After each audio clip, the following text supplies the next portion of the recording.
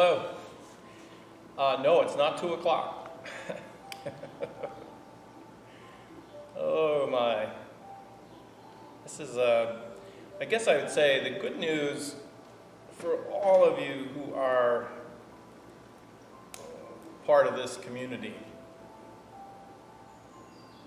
The really good news is that this is not a jetliner that we are all in, and I'm the pilot.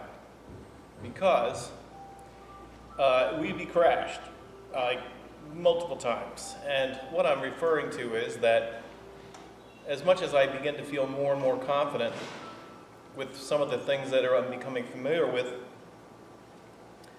the camera and with the OBX, live streaming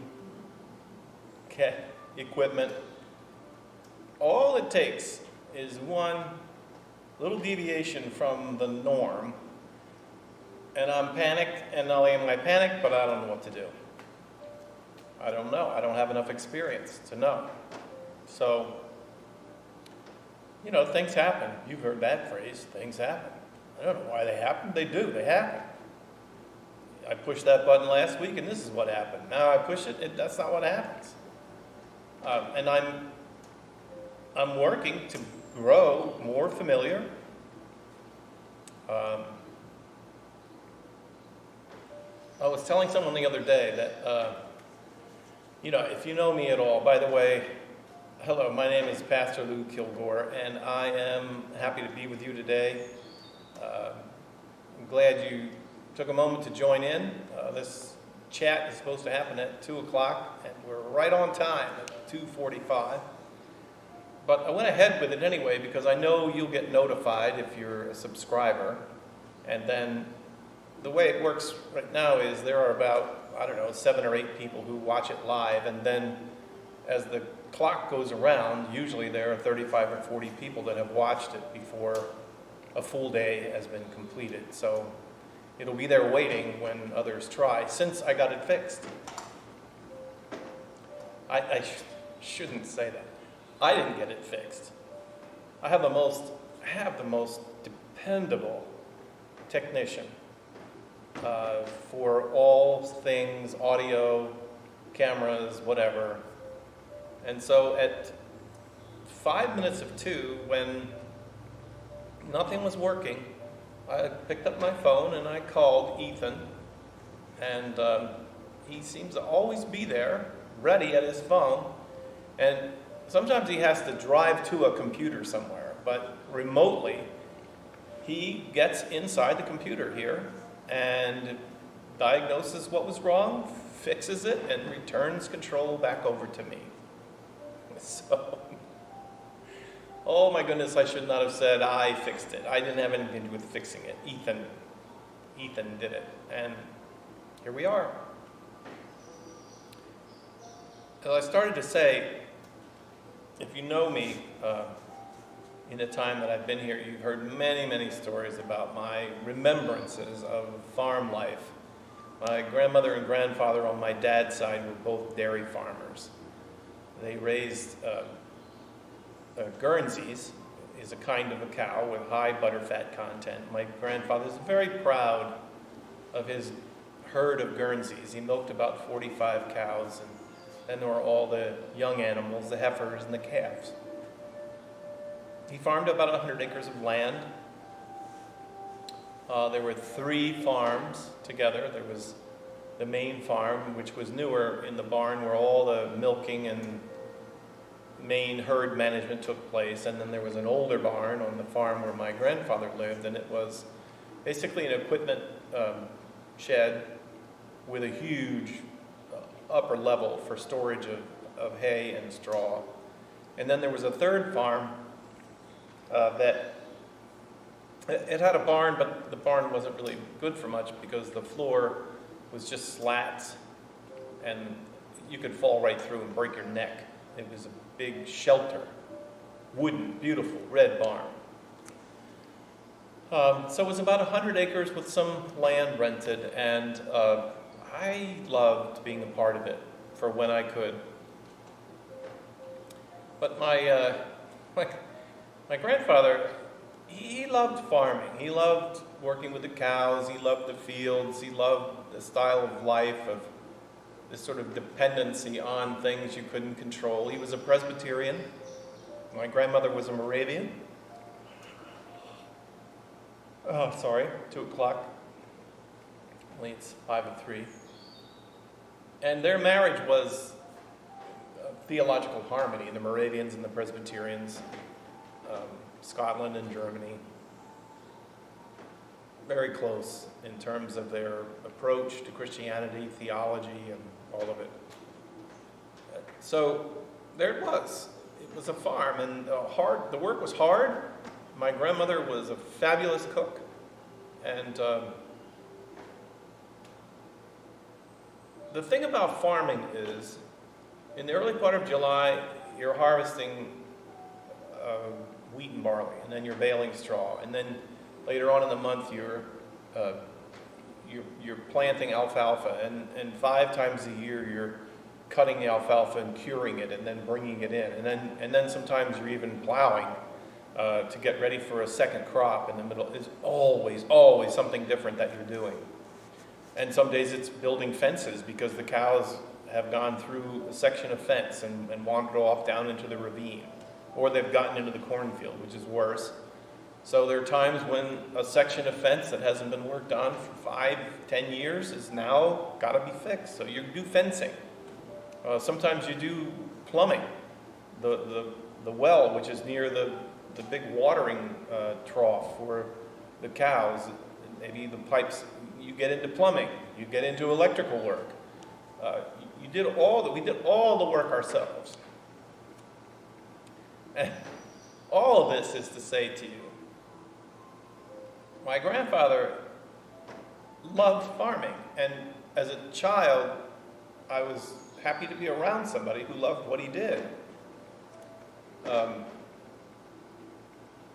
And he would say that he loved farming. But he had this thing that he would say, and he said, the thing about farming is that you're always doing something different. But he said, the kind of difficulty of farming is that by the time you're good at it, you're done. Meaning, it may have been 2 years since you worked on stretching fence and putting up, whether it was sheep fence or whether it was barbed wire, digging post holes. Maybe it's been a whole year and a half since you had to dig a post hole. And you kind of forget. And so you do a couple and then you get good at it. And then when you're really good at it, it's usually when you're at the end of the line and the last hole's dug. And all of your accumulated knowledge is of no good right now because you don't need any more fence post holes. It was true. It was true in so many areas. By the time we're good, we're done. The last time I remember him saying it to me was when they had decided that they were going to put a new second floor in one of the barns. And we went out into the forest and we cut down a tree, an oak tree, and then they took it to the sawmill and had the sawmill square up the beams and the boards. And we built a post and rail building for straw, for things in the barn. It was fabulous to be a child and watching and learning and seeing how they used pulleys and four-wheel drive trucks that got hung up and all the things that we did. It was an adventure every day. But just like everything else, by the time we got good at building a barn, we were done. And I haven't built one since. So, all that to say, that's kind of how it feels now. I work really hard to get good at doing something I've never been asked to do. And I have an idea that the pandemic is not over yet. And of course you're hearing that from everybody, but I'm coming at it from a different perspective today.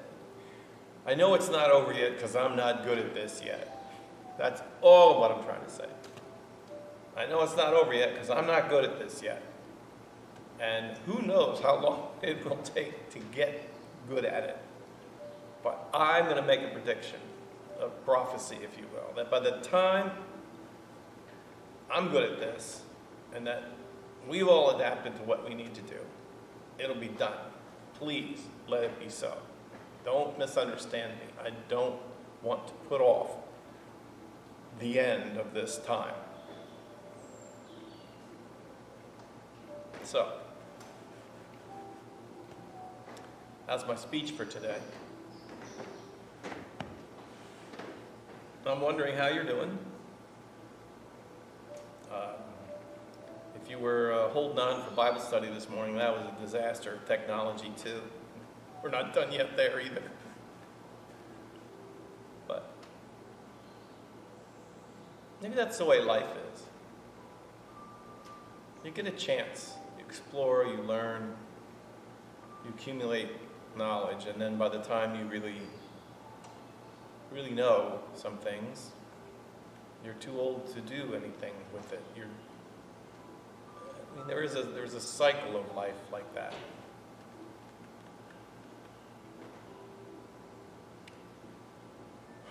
Although just growing old doesn't mean that you've learned how to be good at things. That doesn't always come just hand in hand. So, I wonder how you are. I hope that you're doing well.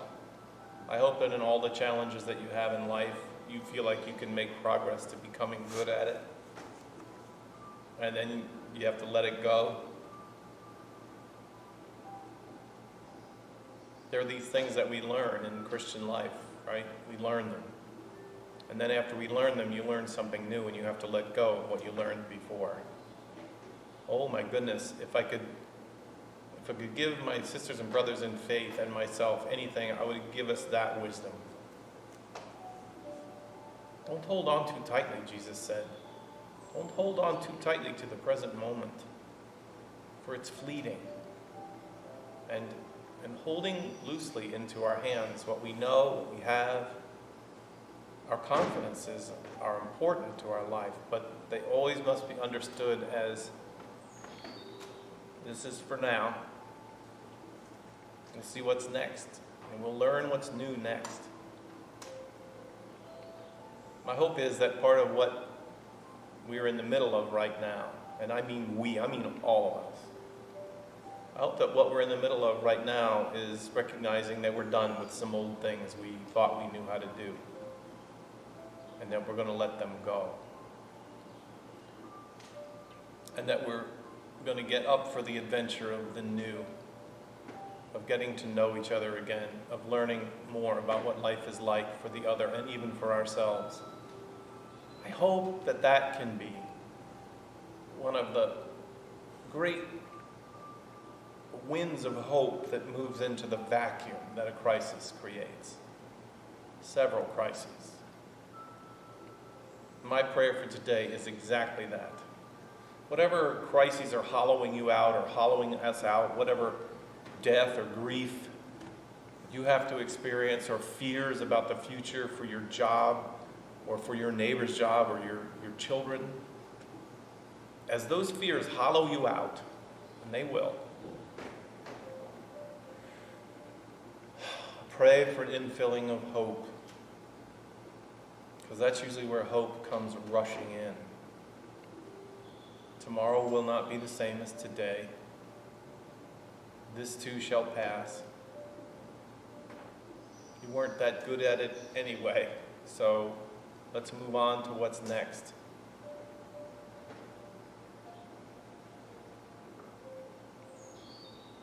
That's my prayer for you today, and for me in my life, in my world.